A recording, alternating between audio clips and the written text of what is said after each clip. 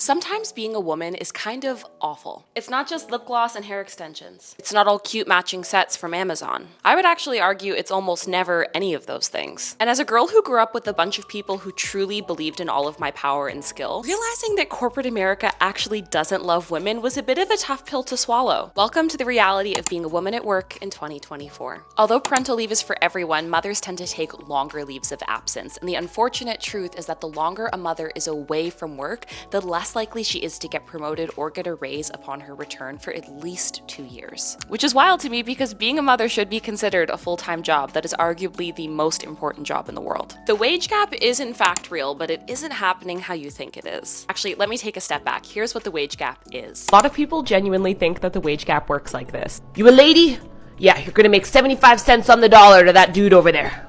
You start Monday. And scene. Basically, the wage gap is a term used to describe the disparity between earnings from men versus women. Statistically, women tend to earn 75 cents on the dollar, which means for every dollar a man makes, a woman tends to make 75%. But what's often neglected about that statistic is that's exclusively in reference to white women. Yeah, the wage gap gets significantly worse as we begin to explore different intersections of identity like race and sexuality. 99% of the time, the wage gap isn't existing because of overt sexism, like somebody saying, I don't want to pay a woman the same that I pay a man. Think about it, if that's how the wage gap actually worked, why wouldn't companies just hire way more women for way less cost? One of the core reasons the wage gap exists is because of access to jobs. Statistically, female-dominated industries like healthcare and education tend to pay less. And you might be thinking, okay, great, then the solution is for women to just move into higher-paying jobs like doctors and software engineers, but it's not actually that simple. The reason women aren't working in STEM or working in certain industries isn't because women aren't interested, it's because women historically haven't had the same access. Typically, the jobs that we dream of having when we're a kid are the jobs that we believe are possible. We largely shape our dreams and aspirations around what we consume in the media and in our friends and family.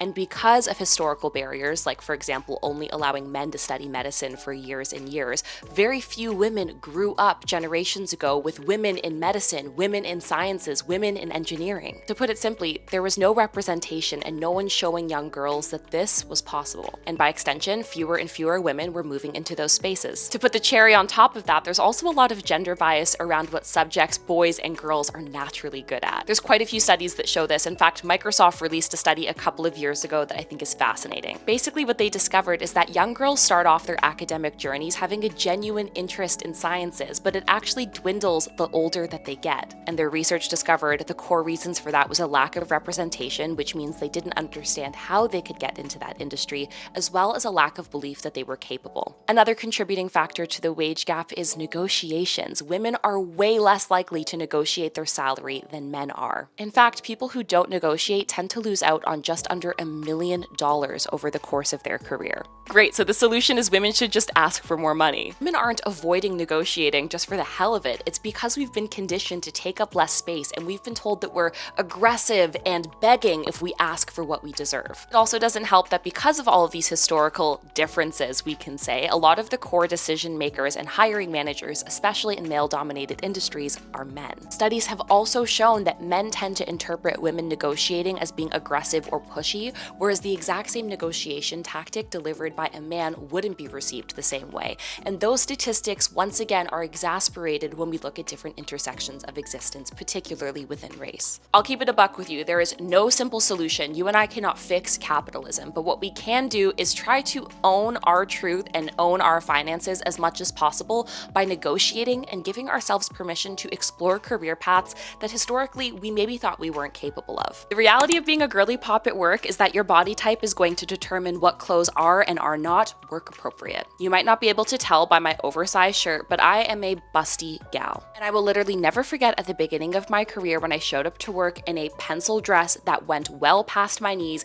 and wasn't skin tight, but was definitely form-fitting. I had one of my coworkers tell me that I looked way too sexy to be in the office. But there were literally dozens of other people wearing the exact same style of dress who had different body types and therefore weren't being sexualized the way that I was. I learned very quickly that I had to be showing absolutely no skin and typically be in very baggy clothes in order to not be sexualized and in order to be respected. You will literally be simultaneously punished for being pretty and punished for not being pretty enough. Another not so fun fact is that women who are average looking looking by society standards, whatever the F that means, tend to earn more money over the course of their career when they regularly wear makeup to the office. Another not so fun fact is that women who are perceived to be above average in terms of beauty standards or attractiveness are actually treated worse in the context of work. I'm not even kidding, people will actually assume that you're not intelligent, that you're just a bimbo or just another pretty face. So if they're treating you poorly at work, maybe just consider you're too hot. And girl, if you thought high school diet culture was bad, it's got nothing on the corporate American girlies.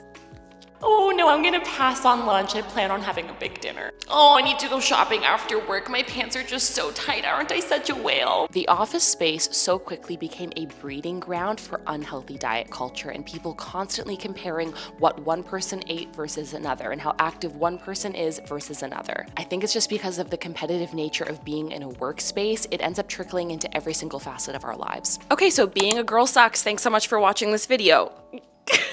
Being a human, regardless of your gender, comes with lots of unique challenge, comes with stress. That is the human experience. There's nothing we can do about that.